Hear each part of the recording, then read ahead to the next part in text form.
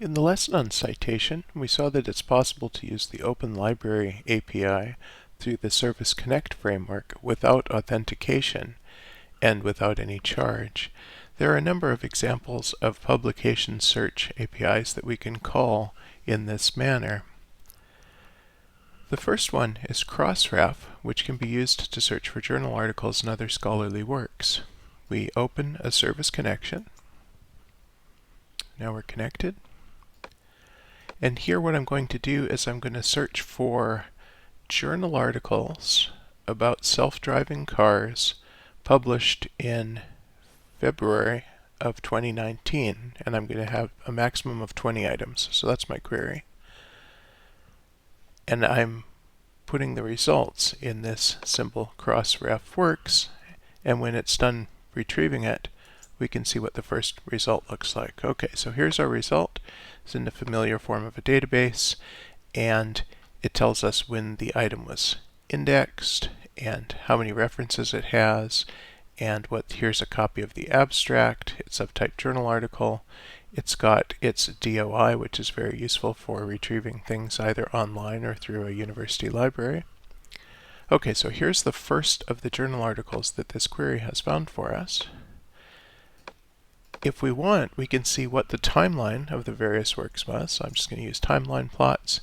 So this shows us when they were indexed.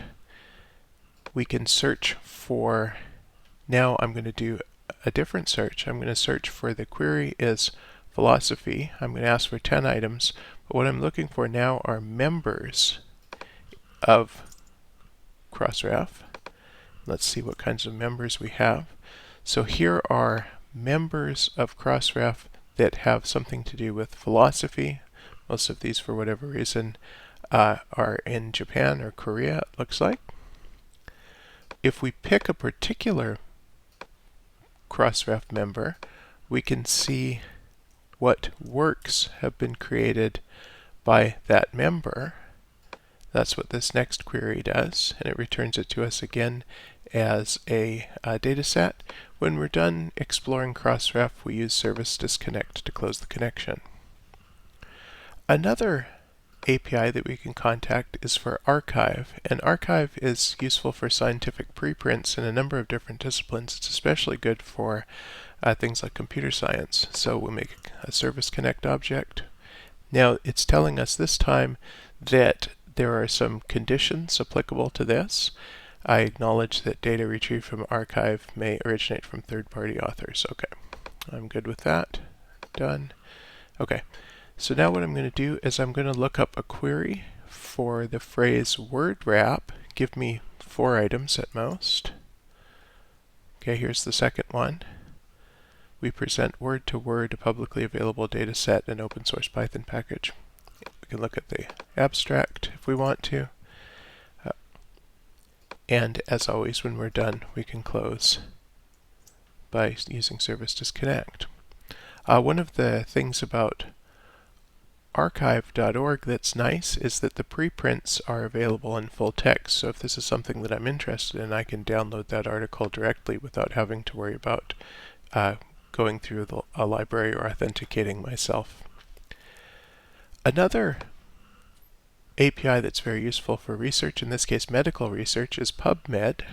We create a service object, and now in this case I'm going to create a query. I want to do a publication search. I'm looking for, the author is Jarvik, the title includes the phrase artificial heart, and I want to sort by publication date. That returns a number of items to me in the form of a data set. I can retrieve information about a particular article. If that article is of interest to me, I can return the abstract and get a bit more information if the title looks interesting.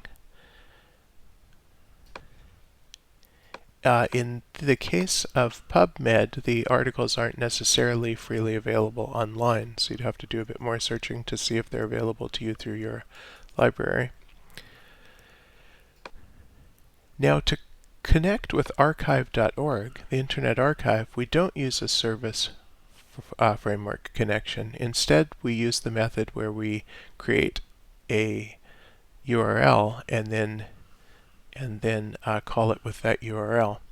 So for example, one of the APIs at archive.org, and there's actually a number of APIs at archive.org, it's very useful, but one of them lets you retrieve book covers. So if I know what the Internet Archive identifier is for a particular work, then I can simply call this URL with URL execute, and it will return the cover for that volume. There's another API at the Internet Archive which gives you metadata. So I can look up an item in that API, and it will give me metadata about the particular. Again, you need to know the archive.org identifier, but once you have that identifier, then you can look up metadata about that work. And if you want, you can also use the metadata to find out which files are available. And this can be quite useful. Sometimes you want to be able to download a PDF, so it tells you that there's a PDF. Sometimes you want to be able to download information in a text format. This file right here has had OCR done with it. And here's a less scholarly but fun example of an API, and that is the webcomic XKCD also has an API.